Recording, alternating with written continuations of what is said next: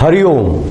संत शिरोमणि आसाराम बापू जब बाहर निकल के आए उससे पहले हमें क्या करना है ये बात करने के लिए आया हूं, और ये बहुत जरूरी है, हम सबको करनी चाहिए।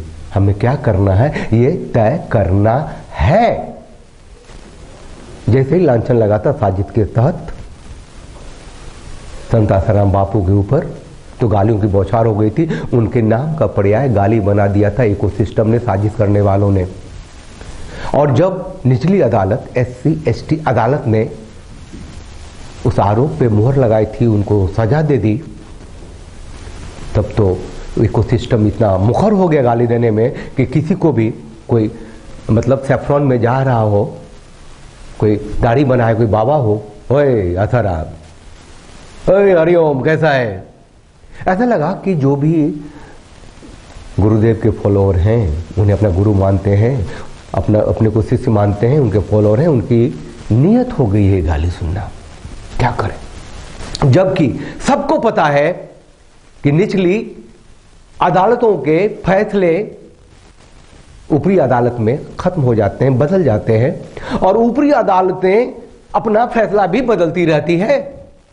वो आखिरी फैसला तो होता नहीं, लेकिन वो इकोसिस्टम ऐसा था जिसके प्रभाव में सारी मीडिया आई, और वो सारे लोग आए जो मीडिया की खबरों को देखकर महसूस करते हैं, जिंदगी जीते हैं, उन्हें लगता है कि मीडिया खबरें बता रही है तो सच होंगी।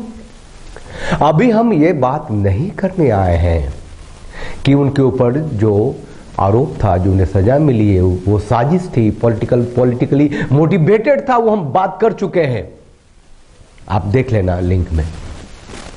अभी हम बात ये करने आए हैं कि आसाराम बापू, संत शिरोमणि आसाराम बापू भारत के जेलों में जितने कैदी हैं सबसे अधिक उम्र के हैं, 87 साल उनकी उम्र है। उनकी उम्र से अधिक उम्र के जो कैदी है अभी हमें पता नहीं लगा है, बीमार है, इलाज कराते हैं, वहां जा करके इलाज होती है, आयुर्वेदिक इलाज चाहते हैं। संत आसाराम बापू जी ने क्या गलती की बताऊं? उनसे आशीर्वाद लेने के लिए राजनीतिक लोग आने लगे। अटल बिहारी वाजपेयी, LK आडवाणी से लेकर के वो शिवराज सिंह चौहान से लेकर के नरेंद्र मोदी तक आते रहे, और लोगों को लगा कि ये हिंदू संत जो हिंदुओं की राजनीतिक पार्टी है उससे जुड़ गया है। इसीलिए फिर कांग्रेसी नेता मोतीलाल वोरा, दिग्विजय सिंह भी आए और बापू के मंच को राजनीतिक धींगा मुस्ती का केंद्र बना दिया, स्थल बना दिया। 2014 का चुनाव आने वाला था, नरेंद्र दामोदर भाई मोदी होने वाले प्रधानमंत्री भारतीय जनता पार्टी द्वारा चुने गए थे, और ये हमारे संत आसाराम बापू जी हिंदुओं के जागरण के लिए जो कुछ कर रहे थे, जितनी कड़वी बात बोलते थे धर्मांतरण के खिलाफ, क्रिश्चियन मिशनरियों के खिलाफ, और सत्ता में जो दल था वो तो हिंदुत्व से नफरत करता था, भारतीय जनता पार्टी विरोध में ही था, सत्ता में था।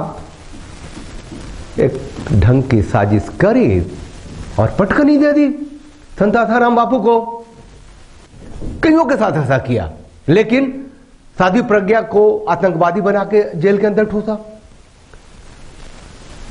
असीम आनंद को आतंकवादी बना के जेल के अंदर ठूसा, कर्नल पुरोहित को आतंकवादी बनाकर ठूसा, लेकिन संत आसाराम बापू को चरित्रहीन बनाकर ठूसा।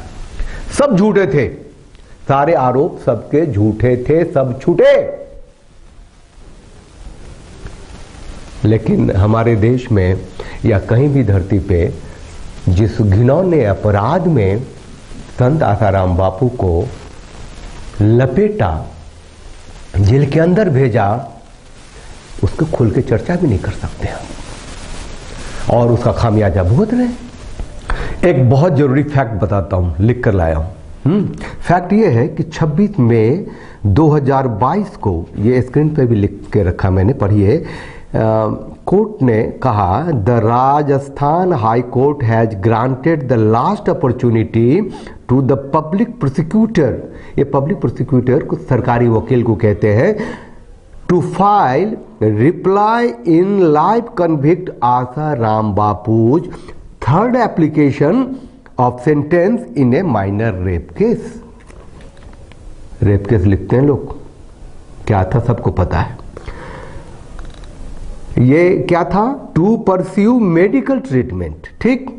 Justice Sandeep Mehta and justice Vineet Kumar Mathur observed learned public prosecutor has not filed a reply, किया ही नहीं था, पहले भी 2 बार दिया था।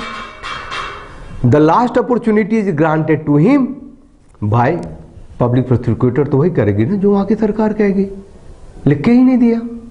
और इसे हेडलाइन क्या बना मीडिया में, वो मैं पढ़ दूं हेडलाइन ये बना कि Rajasthan high Court grants last opportunity to prosecution to respond to third application for suspension of sentence.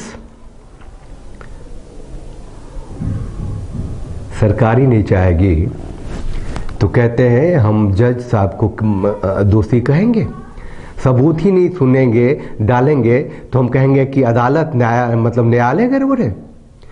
Public prosecutor होती है ना, उसको 2 बार 3 बार हाई कोर्ट कहा कि बताओ भैया क्या करें, ना भी नहीं करी, क्योंकि पॉलिटिक्स है ना, वो फिर इनकलाब हो जाता। आज ने कल की कांग्रेस ने कह दिया कि भैया हमको इसको जेल में रखो, डिड नॉट रिप्लाई, जवाब ही नहीं दिया। अब आसाराम बापू जी को जेल भेजा तो कहा कि इसका बेटा इसको भी भेज, उसके लिए भी कोई कहानी बना। जब उसको भी जेल भेज दिया तो कहा कि भैया ये 400 छोटे बड़े आश्रम बना के बैठा हुआ है, उसका भी कुछ कर, उसमें भी कुछ मुकदमे ठोक। ऐसा है कि आसाराम बापू जी ने अपने मंच पर इन नेताओं को तो जगह दे दिया, लेकिन प्रशासन से, शासन से, राजनीतिक लोगों से वो पैठ नहीं बना पाए, एडजस्ट नहीं कर पाए उनके पास। क्यों नहीं कर पाए? क्योंकि उसके लिए भ्रष्ट होना पड़ता, हिंदू सनातनी धर्म को ठेंगा दिखाना पड़ता।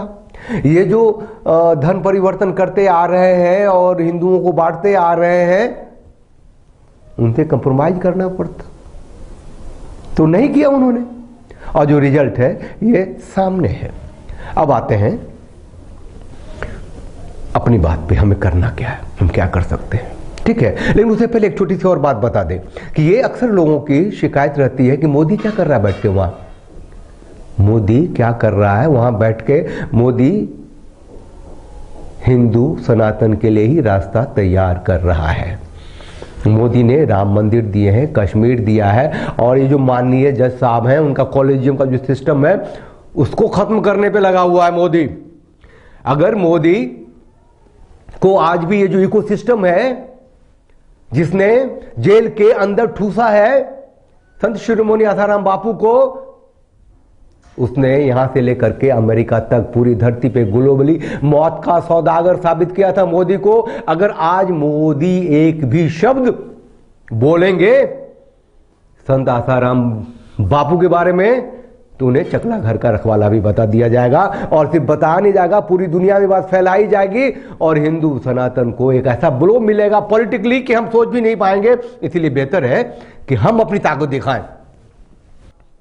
अरे एक छोटी सी बात और मैं कह दूं कि जब भी मैं YouTube पर ये आसाराम बापू जी के बारे में कुछ बात करता हूं तो लिमिटेड का येलो का साइन है वो देते हैं, मतलब कि उनका तो जुड़ा हुआ एक अपराध से जोड़ के वो क्या कहते हैं गूगल के YouTube के जो एल्गोरिदम है उसमें है, तो वो इसको लिमिटेड कर देता है। तो प्लीज अब इसको लाइक शेयर सब्सक्राइब करें और कमेंट बॉक्स में लिखें।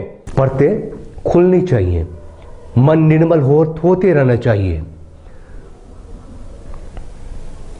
हम विश्वास के उस स्तर तक, हृदय के उस कोने तक जहां थोड़ी भी शंका होगी उसे भी धो पोछ के अलग कर देना चाहते हैं और निष्कलंक संत आसाराम बापू का स्वागत करना चाहते हैं। आप चैनल को लाइक कीजिए, शेयर कीजिए, सब्सक्राइब कीजिए और बने रहिए हमारे साथ। हरिओम।